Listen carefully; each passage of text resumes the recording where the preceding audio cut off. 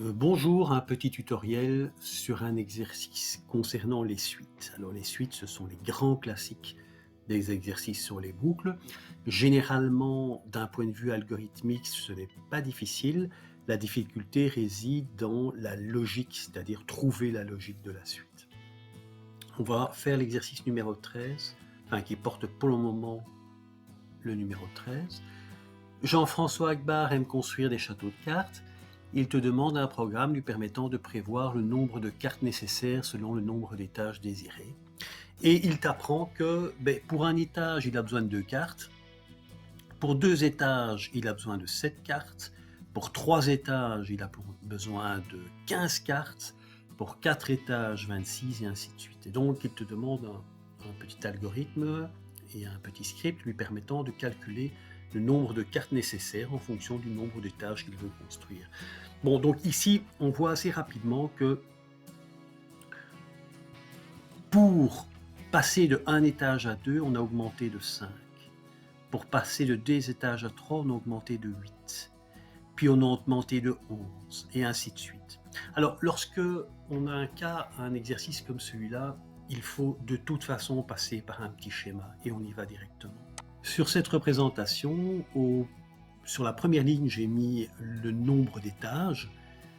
Sur la deuxième ligne, le nombre de cartes nécessaires pour construire l'étage. Et sur la troisième ligne, j'ai mis l'augmentation du nombre de cartes nécessaires. Alors, on voit tout de suite ici, sur les étages 0, 1, 2, 3, 4, 5, ça vous fait tout de suite penser, je pense, à un compteur de boucle. Je pourrais dire instant 0, instant 1, instant 2, instant 3, etc.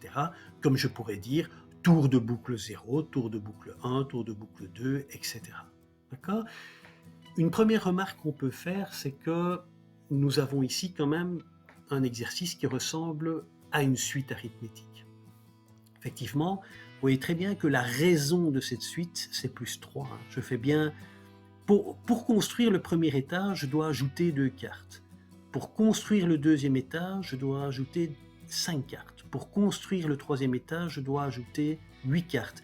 Mais vous voyez qu'au niveau de l'augmentation du nombre de cartes, chaque fois je fais plus 3.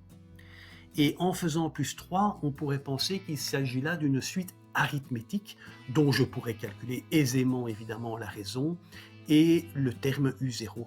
Le seul souci, c'est justement ce terme U0, c'est que vous voyez que pour U0, la première augmentation, c'est plus 2, c'est pas plus 3.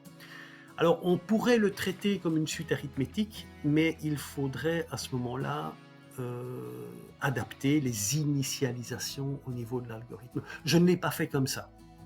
Mais vous pourriez essayer de le faire simplement comme exercice, mais je ne l'ai pas fait comme ça. Alors, qu'est-ce qu'on constate ? On constate qu'au niveau de l'augmentation, quelle est la relation que je peux mettre en place ?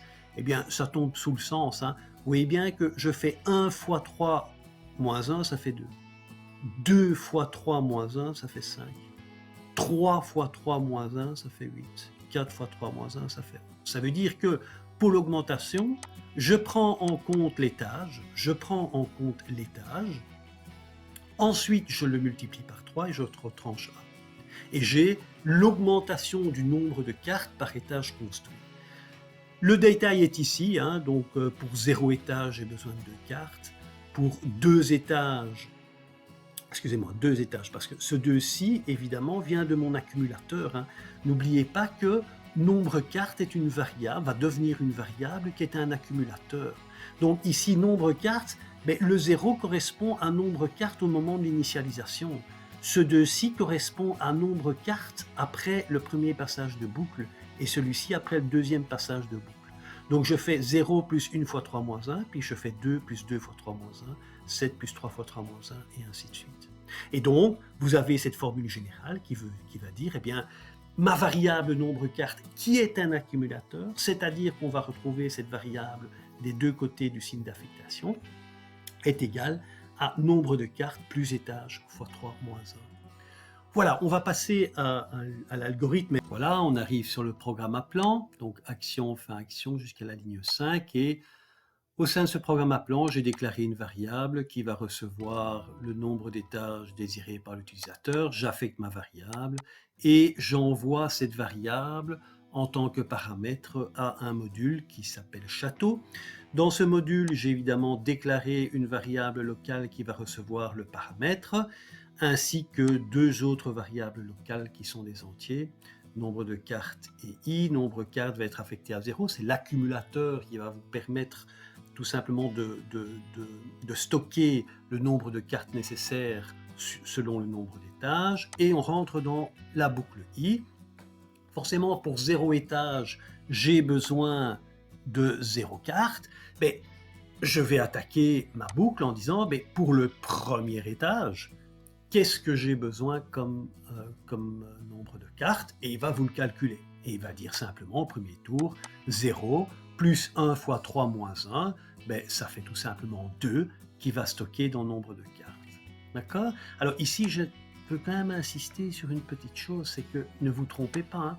Si vous mettez 0, si vous initialisez le compteur de boucle à 0, vous allez avoir un gros souci, hein, parce qu'il va faire 0 ici, plus 0, i valant 0, il va faire 0 fois 3 moins 1, et il va stocker moins 1 dans le nombre de cartes. D'accord? Et donc vous allez arriver vous allez perturber votre algorithme. Hein. Donc ne vous trompez pas, hein, il faut bien initialiser à 1.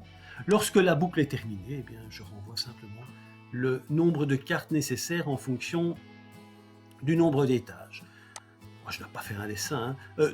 De manière générale, c'est toujours la même chose. La difficulté réside dans la logique de la boucle. Alors, maintenant, lorsque vous avez une suite arithmétique ou une suite géométrique, c'est extrêmement simple, hein, il suffit d'appliquer la formule.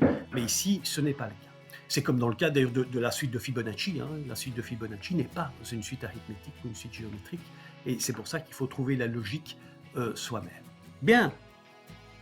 Eh bien, on a ici le petit script. Bon, je ne dois pas faire un dessin. Hein. Je pense que syntaxiquement, c'est quasi la même chose que notre pseudocode. On va juste un peu l'exécuter pour voir ce que ça donne. Alors, c'est lequel? C'est celui-ci, je pense. Voilà. Nombre d'étages, 4. Contrôle magie, je vais dans ma console, j'ai besoin de 26 cartes. Si vous allez sur la source, n'hésitez pas tout simplement à exécuter le code. Hein. Okay. Et un point d'arrêt sur la ligne 9, c'est une bonne idée. Je fais F5. Et puis vous exécutez le code. Donc ici, je vais demander le nombre d'étages à l'utilisateur. Youpi, je vais dire 5 étages. OK. J'appelle à la ligne 11 ma fonction château. Je suis où ici? Voilà, ma fonction château.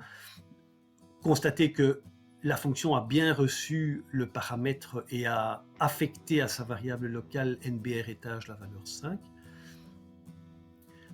Vous voyez ici que dans le scope des variables locales, NBR étage a bien la valeur 5. NBR4 n'a pas encore est déclaré mais non défini.